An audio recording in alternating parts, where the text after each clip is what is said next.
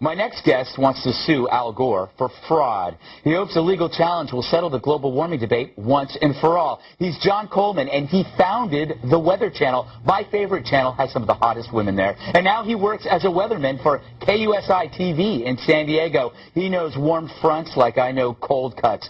So, John, why do you want to sue Al Gore? Well, the deal is this, Greg. We have tried and tried and tried to get a debate on global warming with scientists on the other side. Al Gore or any of the scientists behind him over at the ONU-IPCC, we'd love to have a debate with them, but they say, oh no, the debate is over. Yeah. Well, now there are 30,000 of us. We have 30,000 scientists, 9,000 PhDs, who have signed up to debunk global warming. And they still won't listen to us. You realize that Fox is the only cable network that will put us on the air. CNN won't. That other thing, MSNBC, it won't. CBS, ABC, NBC, they scoff at us. We can't get on the air. If it weren't for the internet, you wouldn't even know I existed. Yeah, no, that's true. The whole deal is that somehow we have to be heard. So we figure maybe a court of law. Now, let me ask you, do you think, why hasn't Al responded to you? Is he scared, or is he just pretending you don't exist? Well, I think he regards us as just a little gnat. After all, he's a former vice president of the United States. He's got an Oscar. He's got a Grammy. He's got $100 million. He's got a Nobel Peace Prize. I'm going to scare him? I wish. Now, you say in a lot of your writing that global warming is a scam. Why do you think that?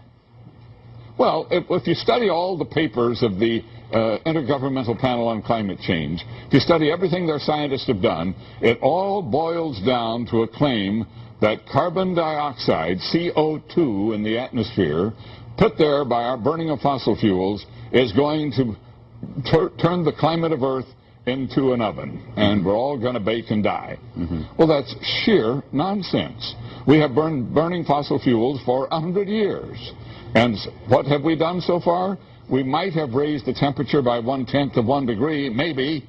CO2 is a natural compound in the atmosphere. It's not a pollutant. No, plants have to have it. It's like water vapor. Every time I breathe out, I create it. It is no big deal, and it's certainly not going to end the world. No, if you believed what the global warming freaks are saying, it's something so evil, but it's no different than basic water vapor. I mean, it's just a substance that's out there. But I got to ask you, because there is so much science out there that's saying that this is purely hypothetical nonsense, why did it become such a widely held belief? Why is global warming so, I don't know, easily embraced by people in Hollywood, by people in the media? Well, it's the most amazing part of the story, really. How did it become such this huge accepted scam?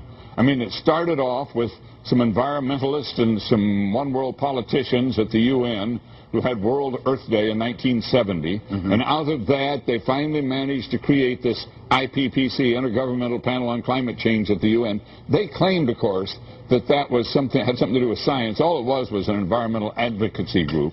Then Al Gore learned a little bit about CO2 in college. One course, learned a little, and all of a sudden he became an expert. So he becomes vice president. The UN starts foisting this thing on us.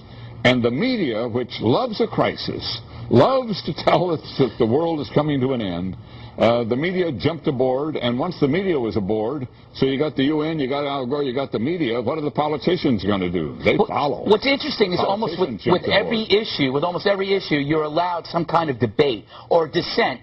And this is worse, actually, worse than any kind of religion where you're not allowed to dissent. You can't say anything without being called an idiot or crazy. It's become a religion. That's exactly what it's become, an environmentalist religion. And, of course, green and environmentalism is a wonderful thing.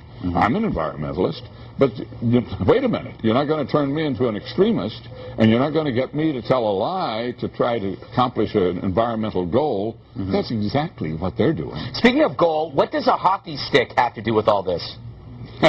Well, this goes back to the start of it all. A professor at American University named Michael Mann created a graph of temperatures through millennium flatlining and then shooting up at the end, the shape of a hockey stick.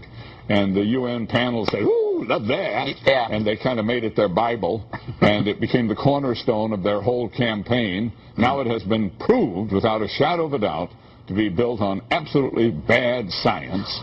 You can put any data into that formula, and it'll come out a hockey stick no matter what. Well, you know, John, the whole thing was manipulated. John, I'm actually looking forward to the return of the Ice Age, because I know that's going to be the next catastrophe, probably in the next decade. We got to run. Thank you, John Coleman, founder of the Weather Channel, my favorite channel, aside from Fox News Channel.